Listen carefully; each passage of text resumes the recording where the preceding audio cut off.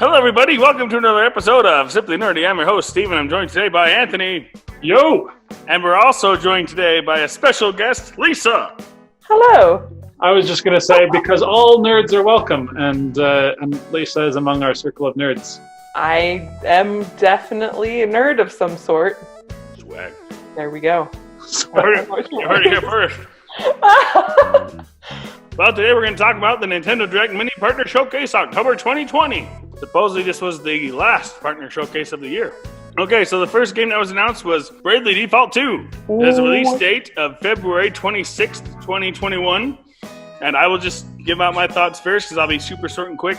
This game kind of reminds me of Octopath Traveler's World. This looks like Seth Sun Volano's backstory. What? All right. It's because we can't spoil.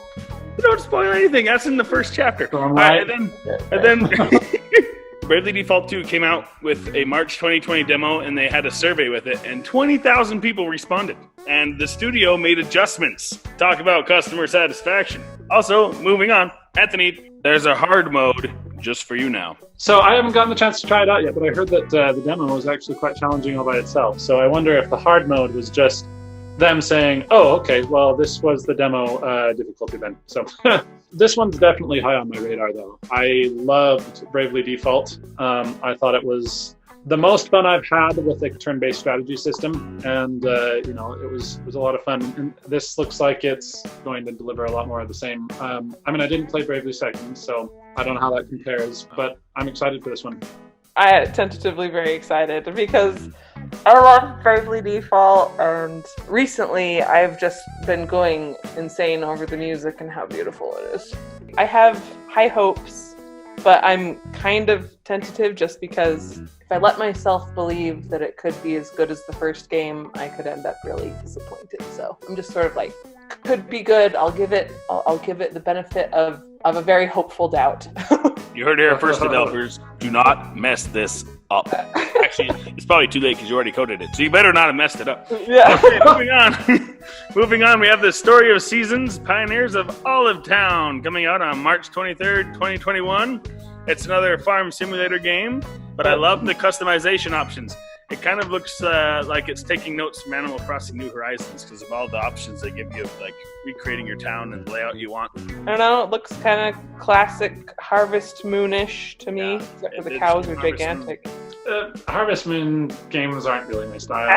All right, moving on.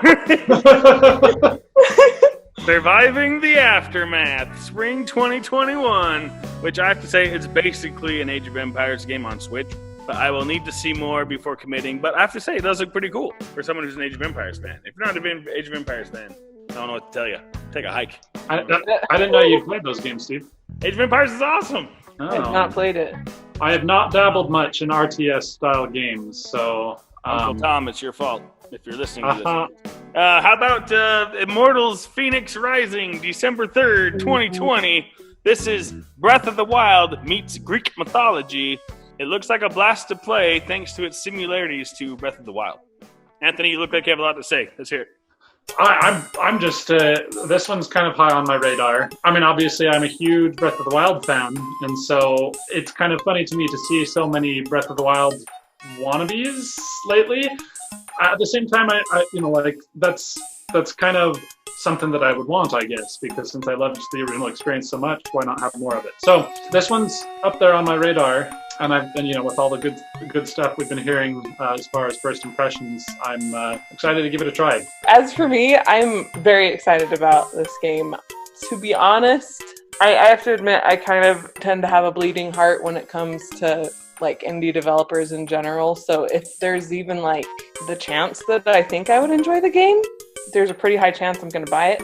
But with this game, one reason I'm so excited is because I feel like a lot of people have been pointing out that it has a lot of similarities to Breath of the Wild, which I feel like is probably true, but people throw around that term a lot. But one thing that I really like about Immortals Phoenix Rising, in writing there's a thing that they say where steal a gem from the crown, not the whole crown, when it comes to taking ideas from other books or other writers. So while I feel like Genshin Impact sort of stole the whole dang crown. This game seems like it stole some gems and then made the rest different in a really exciting way. So I'm excited, and I appreciate kind of the innovation they're going for. All right, so moving on, we've got, I don't even know how to say this. Moving on, we're going to go with Bakugan Champions of Astoria. That's coming out November 3rd, 2020. This one reminds me of robot Pokemon battles, while you walk around as you battle. That's kind of cool. Come on, Pokemon Company. That would be a cool thing to do in the next Pokemon entry. Let me have a Pokemon battle, and while they're battling and I'm telling the Pokemon what to do, I can walk around the battle and see what's going on. Maybe trip Charizard so he doesn't. I'm just kidding. I'm not really interested in this title though. Sorry.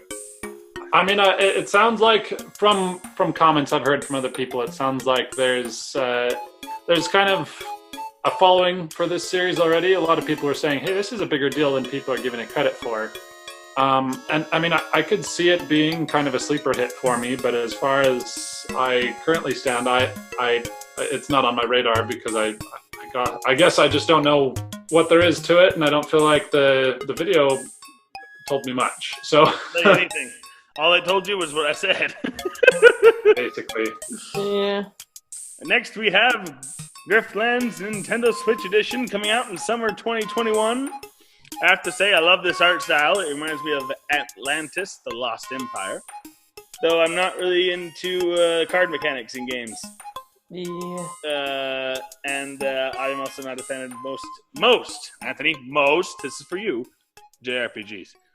So, well, I don't know if this would even fall into that category. I don't think you can call this a JRPG, Steven. Come on. You use cards and you type the attack you want and you're standing Steven! there not doing nothing. Steven! J is for Japan. Or Japanese. United States. That's what makes it a JRPG, Steve-o. Steve! Alright, moving on. Next we have Tropico VI coming out November 6th, 2020. And I have to say, I love how the game actually comes out on the 6th of November. But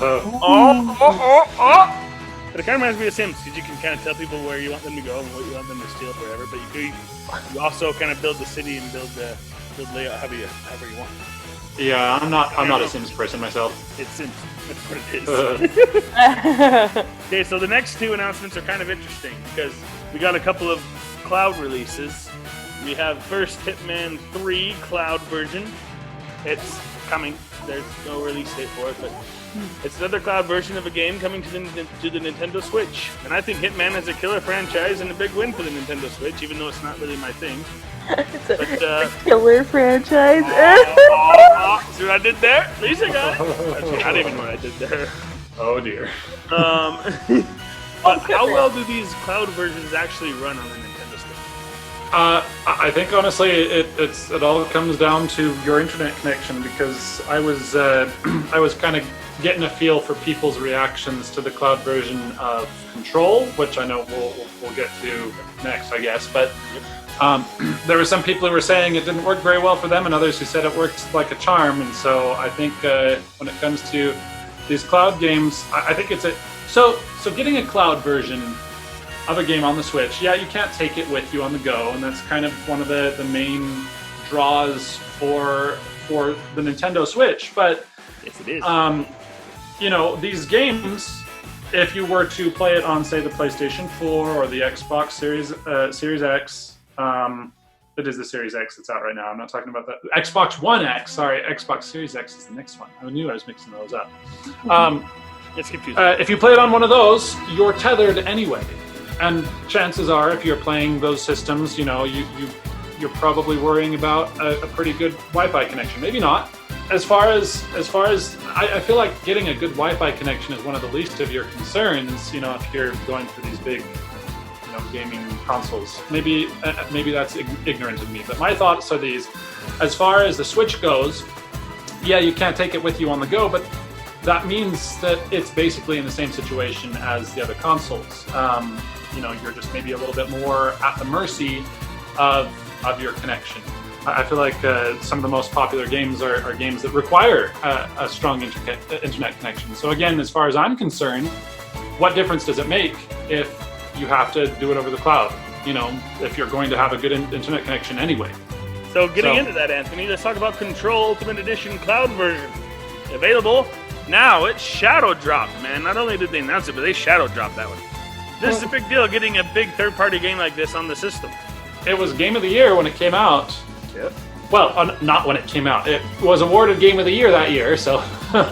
Okay, moving on. I don't have much to say about this next one or the next one, but I'm just going to throw them out there because they were announced. We have No More Heroes 3 coming out in 2021. It's not my thing. I got no excitement for it. Sorry. But I know that's a lot of your guys' thing. So if it's for you, congratulations to your face. This is for you. Melt your face in front of it. I don't know. If it weren't for some of the more mature elements, which is generally not my thing when it comes to games, I would be intrigued just to see why it's so crazy. but a lot of people have been waiting.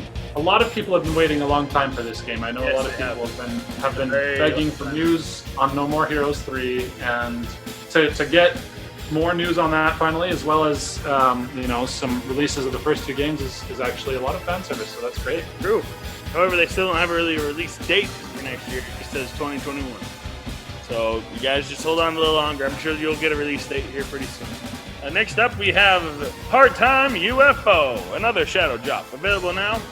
It looks interesting. It looks like it may be using motion controls or something, because if it isn't using motion controls, it doesn't look very cool. Right?